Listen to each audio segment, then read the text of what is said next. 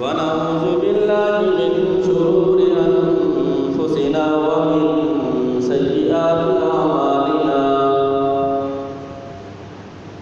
من يهده الله فلا مضل له ومن يضلل فلا هادي له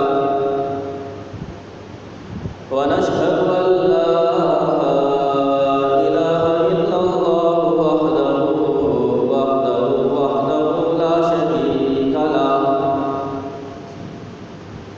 ونشهد أن سيدنا وسندنا ومكينا ومدنينا ومولانا محمدا عبده ورسوله أما بعد فأعوذ بالله من الشيطان الرجيم بسم الله الرحمن الرحيم ونحن أقرب إليه من حبل الوريد وقال تعالى في مقام آخر عينا يشرب بها المقربون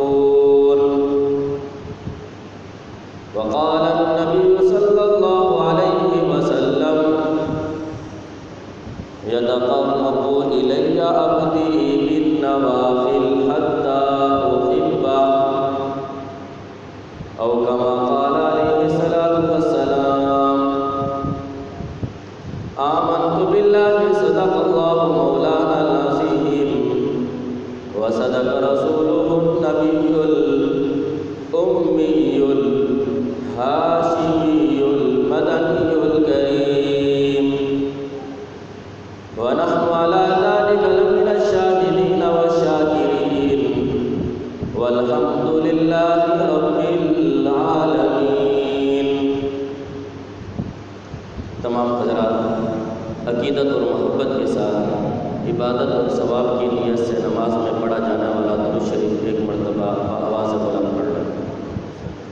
اللہم صلی علی محمد وعلی آل محمد کما صلیت علی ابراہیم وعلی آل ابراہیم انک حمید مجید.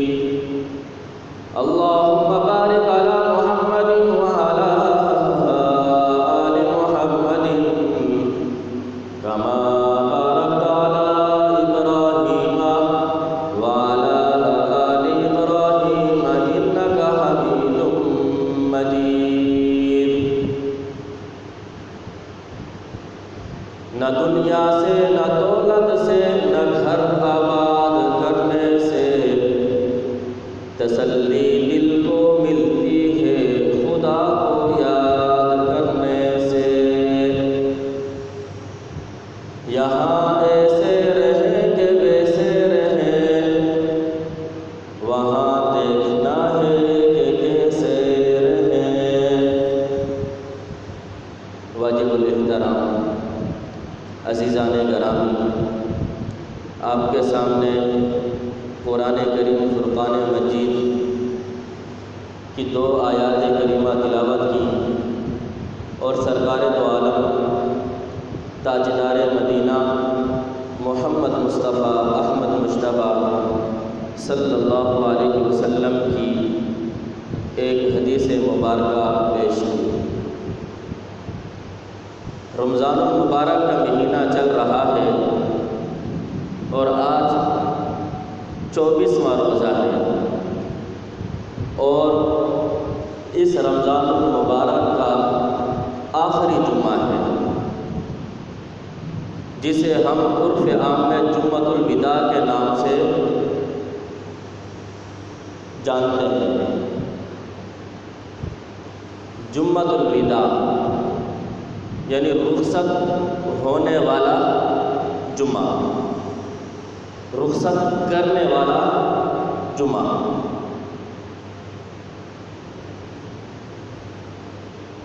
شاید ہم جیسے کمزور ایمان والے عید کی آنے پر خوشی محسوس کر رہے ہوں گے، لیکن در حقیقت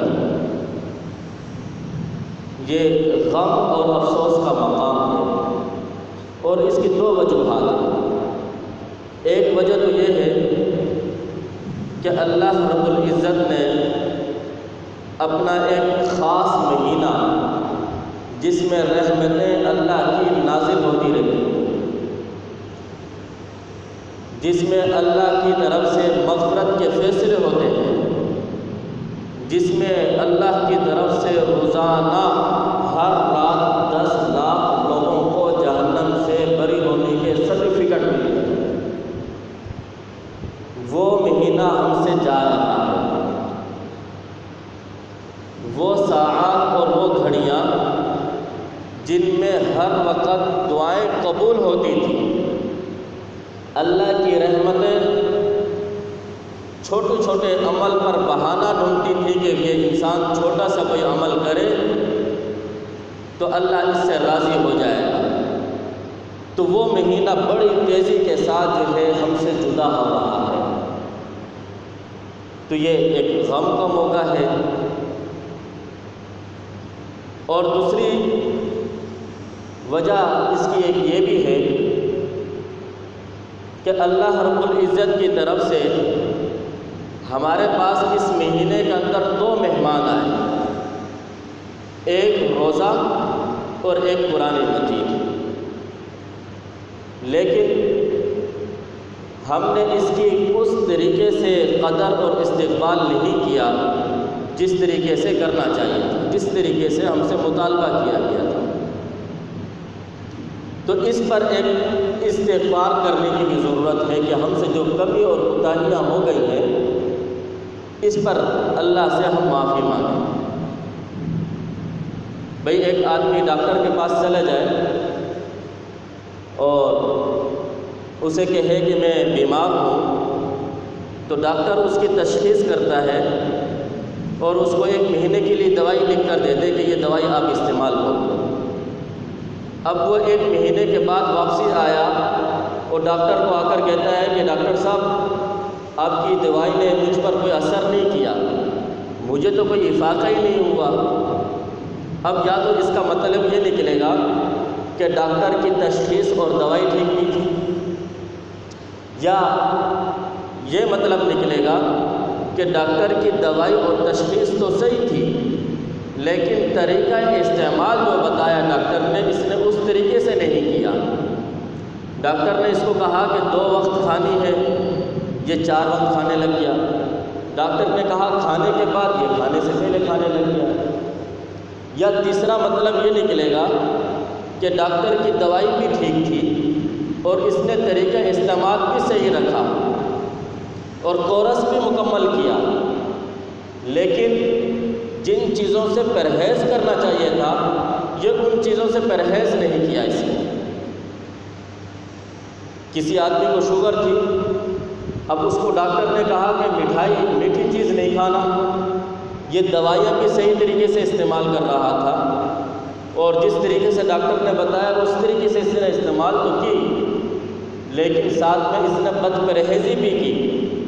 لازمی سی بات ہے بیماری تو نہیں ٹھیک ہوئے گی۔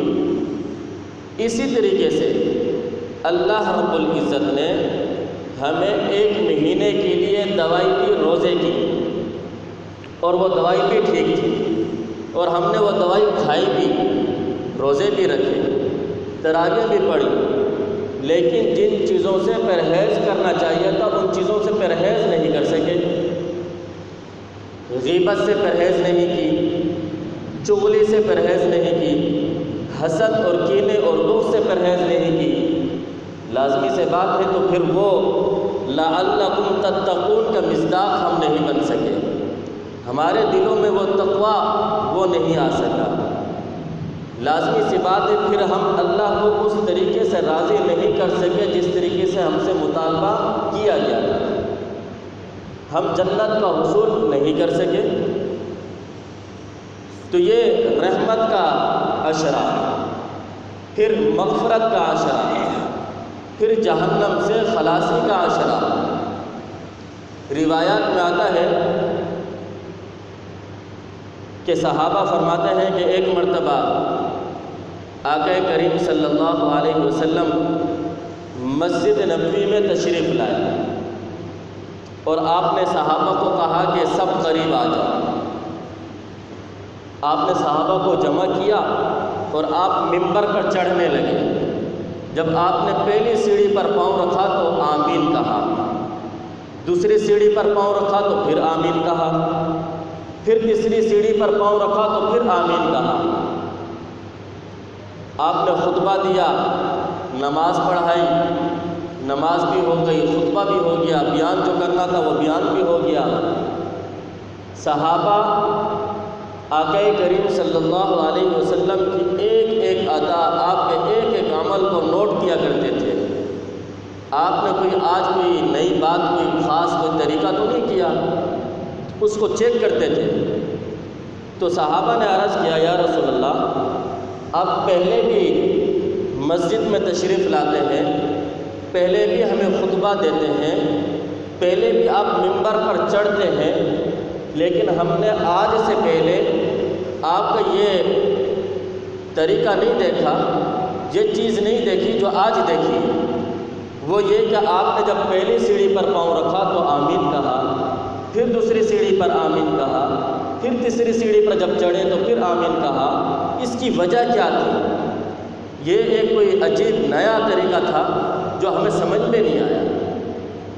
تو آقا کریم صلی اللہ علیہ وسلم نے ارشاد فرمایا، میرے صحابہ، آپ کی بات ٹھیک ہے، جب میں ممبر پر چڑھنے لگا اس وقت حضرت جبریل امین علیہ السلام تشریف لائے اور آ کر یہ دعا مانگنے لگے، اے اللہ، وہ شخص ہلاک اور برباد ہو جائے، اس شخص کے لیے ناکامی ہو جو رمضان المبارک کا مہینہ پالے لیکن اس کے باوجود اپنی مغفرت نہ کروا سکے۔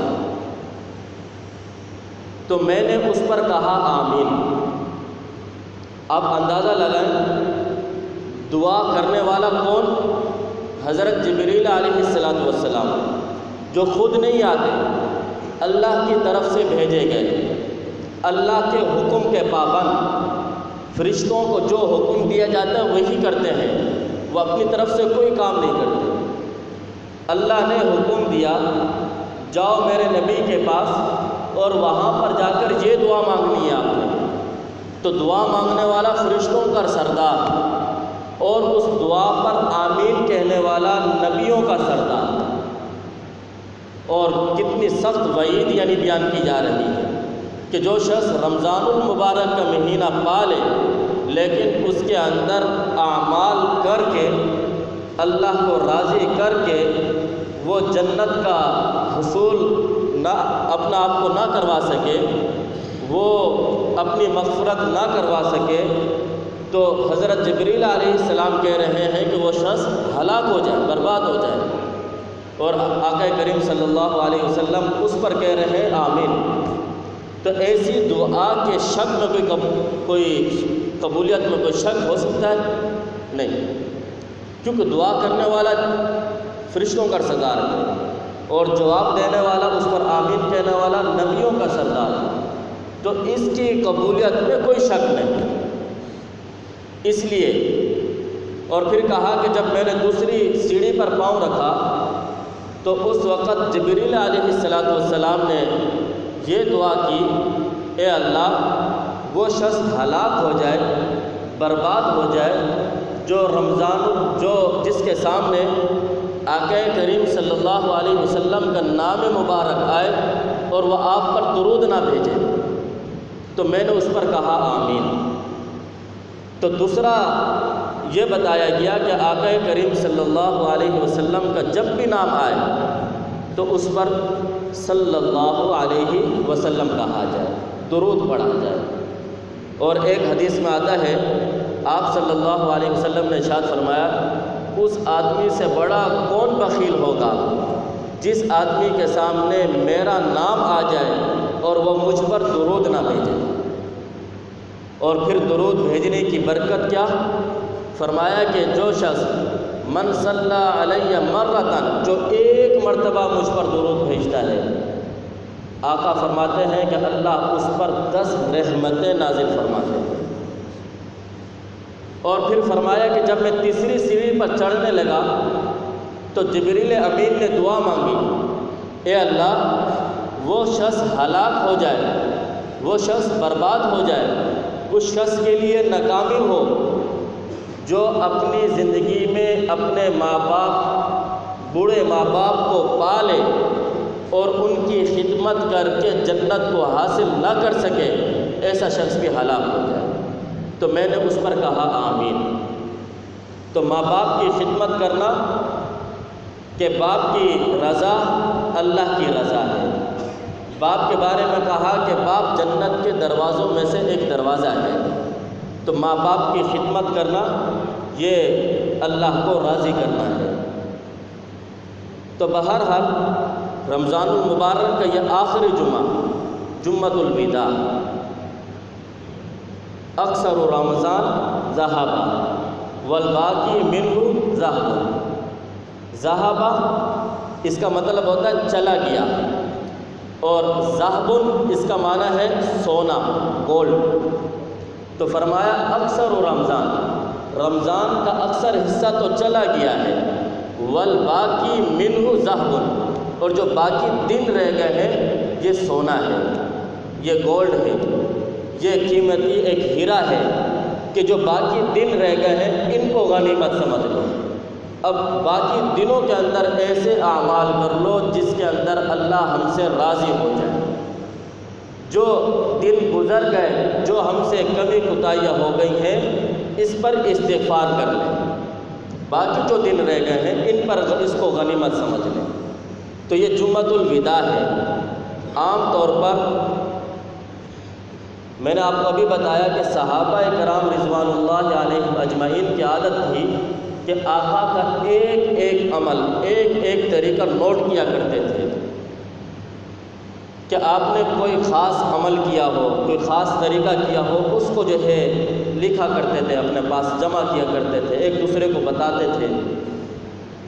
تو جمعۃ الوداع، یہ جمعۃ الوداع، اس کو کوئی فضیلت بنسبت دوسرے جمعے سے نہیں ہے۔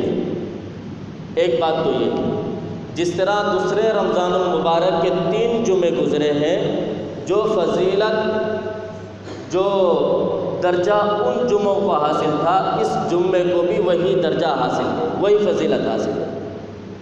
کوئی خاص فضیلت نہیں ہے اس جمعے کی۔ البتہ ہم لوگوں نے جو اس کا نام جمعۃ الوداع رکھا ہے، وہ اس وجہ سے کہ اس دن کے اندر اللہ رب العزت کی طرف سے 2 نعمتیں، 2 فضیلتیں جمع ہو گئی تھیں۔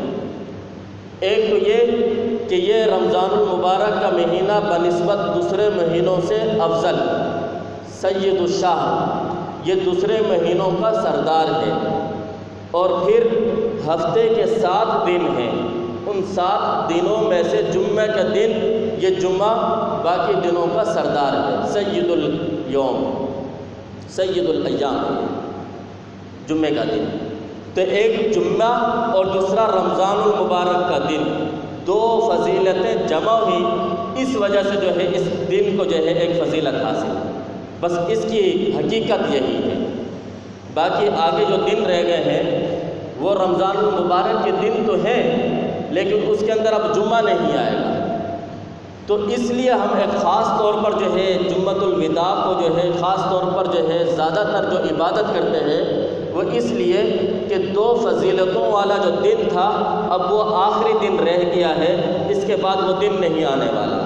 اب پتہ نہیں آگے آئندہ سال دوبارہ یہ دن ہمیں نصیب ہوتا ہے یا نہیں۔ کتنے سارے ایسے ہوں گے جو پچھلے سال ان دنوں کے اندر موجود تھے لیکن اس سال نہیں، اور ہم میں پتہ نہیں کتنے لوگ ایسے ہوں گے جو اگلے سال رمضان المبارک کے اندر دوبارہ جمعے کا دن دیکھ پائیں گے یا نہیں۔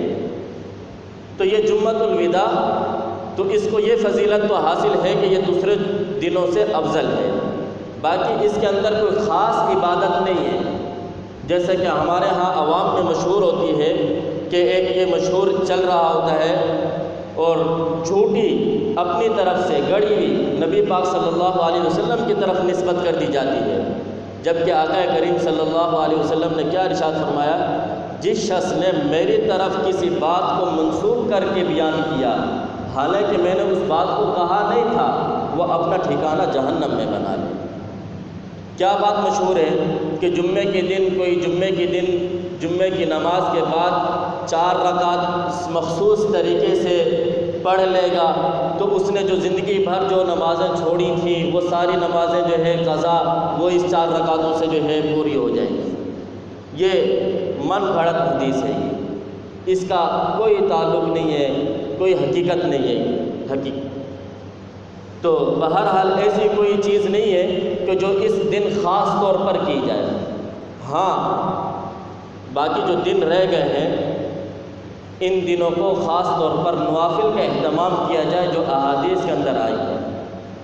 میں نے آپ کے سامنے حدیث پڑھی کہ اللہ تعالیٰ فرماتے ہیں یتقرب الی عبدی بالنوافل، بندہ میرا قرب حاصل کرتا ہے نوافل کے ذریعے سے، نماز کے ذریعے سے، حتی احبہ، یہاں تک کہ وہ نوافل کا زیادہ اہتمام کرتا ہے کہ ایک دن ایسا آتا ہے اللہ فرماتے ہیں میں اس سے محبت کرنے لگ جاتا ہوں اور پھر میں اس کے کان بن جاتا ہوں جس کے ذریعے سے وہ سنتا ہے، میں اس کی آنکھ بن جاتا ہوں جس کے ذریعے سے وہ دیکھتا ہے، میں اس کے ہاتھ بن جاتا ہوں جس کے ذریعے سے وہ پکڑتا ہے، میں اس کے پاؤں بن جاتا ہوں جس کے ذریعے سے وہ چلتا ہے۔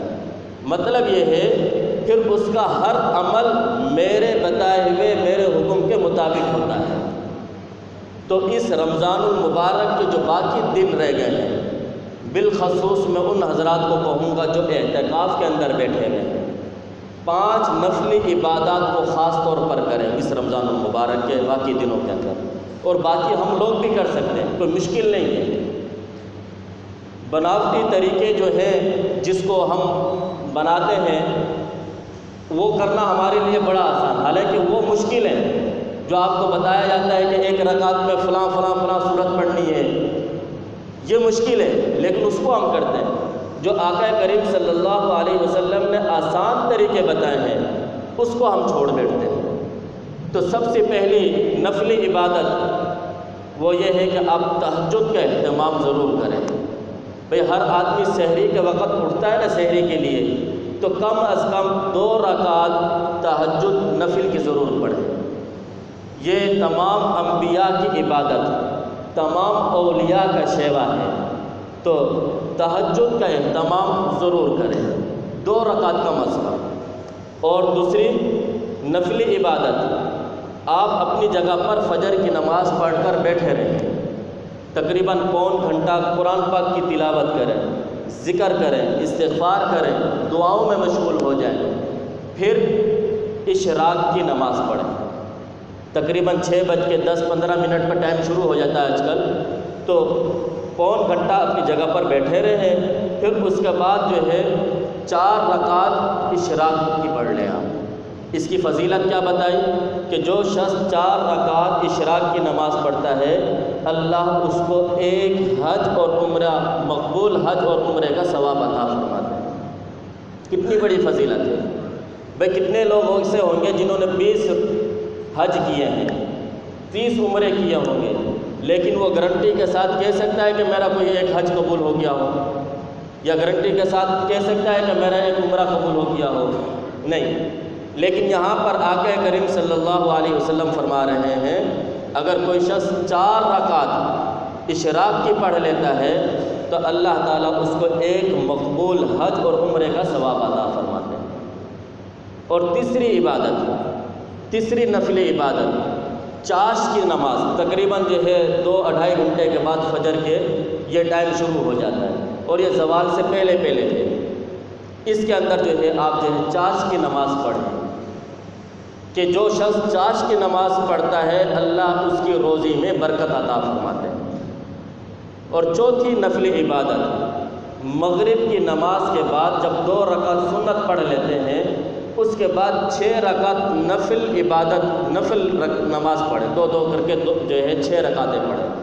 فرمایا کہ ان 6 رکعت نفل کا ثواب 12 سال کی عبادت کے برابر ملے گا، اور رمضان المبارک میں ایک نیکی کا ثواب 70 کے برابر، اور ایک نفل کا ثواب فرض کے برابر ملتا ہے۔